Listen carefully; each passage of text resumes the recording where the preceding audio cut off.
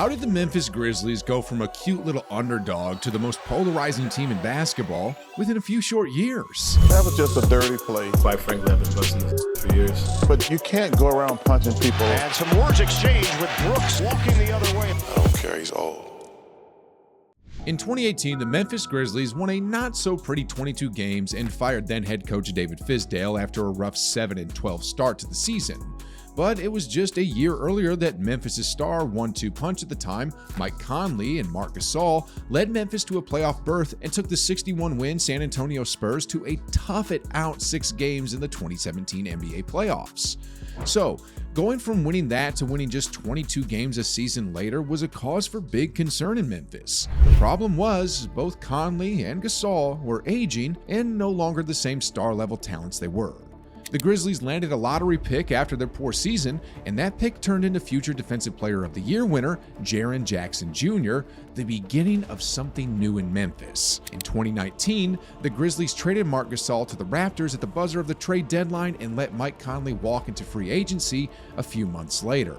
An end of an era in Memphis, but hey, on the bright side, they had their newest face of the franchise and hopeful NBA superstar Ja Morant about to land on their doorstep to go along with their already emerging star, Jaren Jackson.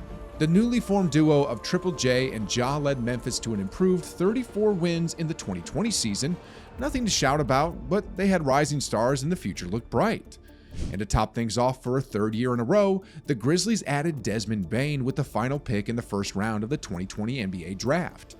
No one knew it at the time, but Desmond Bane became the steal of the draft, and he was perfect. That gritty, trash-talking edge. Perfect for the Grizzlies' developing culture of a cutthroat team, and gave the Grizzlies a young core big three with their eyes set on competing sooner than later. And although this was just 3 summers ago, this was a time seemingly far, far before what's transpiring today in front of our very eyes.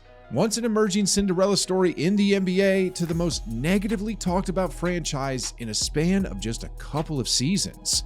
The Grizzlies talk a lot. They trash-talked LeBron once before too, built some serious beef along the way with the Warriors, which by the way quickly turned into the most heated rivalry in the NBA. And well, even NFL Hall of Famer Shannon Sharpe got into an on-court altercation with them. Go time in Memphis really came of age when the Grizzlies made the NBA playoffs for the first time since they played Kawhi and the Spurs in 2017, and their entry into the postseason couldn't have come at a better time. They punched their ticket into the postseason by beating none other than the Golden State Warriors, who, granted, were far from the team who would go on to win the title a year later and a lot farther than the Warriors who won back-to-back titles in 2017 and 2018. But the Grizzlies didn't care. They beat Golden State and let the world hear about it. And in a lot of ways, that wasn't blasphemy to say because the Grizzlies were still just 3 years removed from winning 22 games to now making the NBA playoffs. And sure, they did have next because they would become the most hated team in basketball and vault up to a top 3 seed in the Western Conference in 2022. The Warriors-Grizzlies rivalry was real, and we probably would have gotten a much closer series if Ja Morant didn't go down with a knee injury in the 2022 playoffs. But you can't help but think that the Grizzlies were on the brink of championship contention with how quickly they were molding into one of the best teams in the NBA. Ja Morant was quickly entering superstardom, Jaren Jackson Jr. was becoming a defensive force and a great piece alongside Ja, and Desmond Bane filling out Memphis' backcourt suddenly gave the Grizzlies a 3-headed monster tough for any team to try to deal with. Say what you want, but the numbers don't lie. Since the 2020-21 season, or since the Grizzlies made the playoffs for the first time in the Ja Morant era, the Grizzlies are 5th in the league with 145 wins over the last 3 seasons, just 15 shy of number 1 Phoenix, who's won the most games since then. Though 2021 and 2022 were short finishes for Memphis, it was seen as a big step in the right direction, which brings us to this past season. The Grizzlies launched up to being the 11th best odds of winning the 2023 NBA championship. Look, I get it. It's not like they were favored or had top 5 or even top 10 odds, but going from bottom feeders to a highly reputable team in a couple of seasons is special, especially considering that Memphis built from the ground up through drafting players and adding key rotational players through free agency. This season was supposed to be the year, right? Finally, after another year of playoff experience for the young Grizzlies, losing a tough 6-game series to the eventual champion Warriors was a huge step up. Now it was time for Memphis to go into the postseason and steal a championship, Or so we thought. It's not who I am. I don't condone any type of violence, but I take full responsibility for my actions.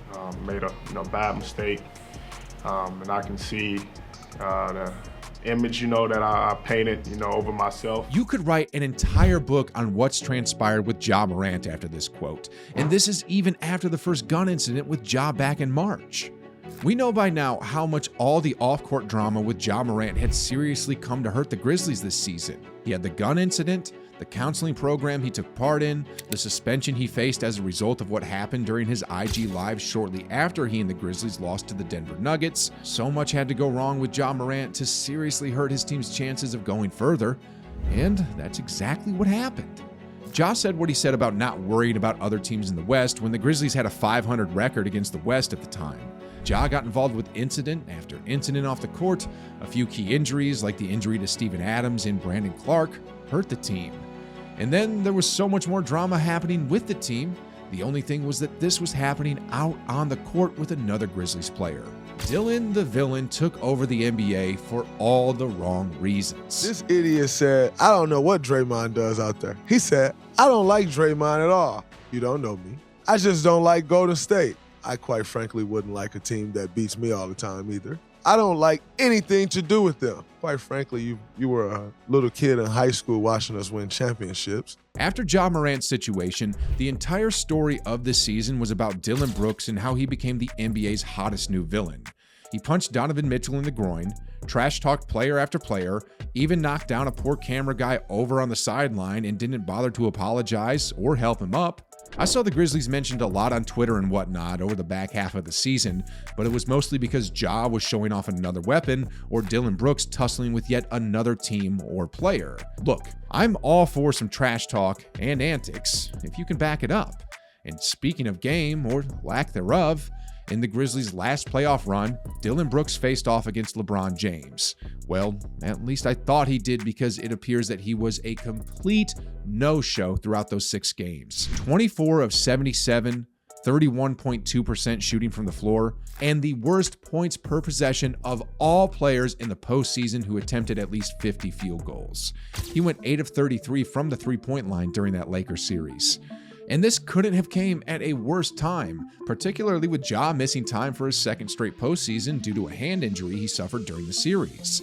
The team already was down a huge piece in Steven Adams, and with no Ja Morant for one game, especially considering that he was visibly bothered by his hand in the games he did play in, the Grizzlies badly needed someone to step up in the scoring department.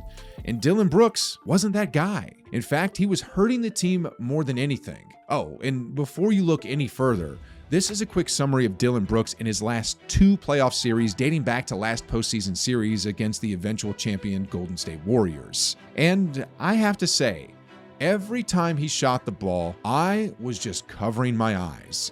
And surprise, surprise, Brooks was allegedly just recently told by his team that they won't be re-signing him. It looks and feels all around uncomfortable in Memphis right now, at least for the time being.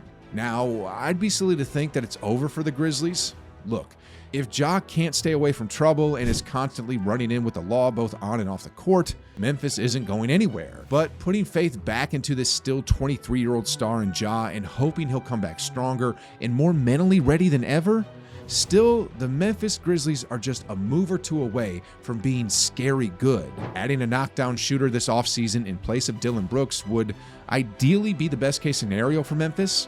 Granted, they are a more ground-bound team with a physical play style and not so much a three-point happy team, but they simply lack shooting in their starting lineup, and it showed in their Series L against the Lakers. Desmond Bane is the only starter who shot better than 36% from three-point range this past season, but because he is their only elite shooter and happens to be one of the best in the NBA, teams can single him out and make it tough on him to get off clean looks. That's exactly what the Lakers did. Bane shot just 32% from 3 during the series because there wasn't another guy in the lineup that shoots it well enough from 3 to keep teams on their heels.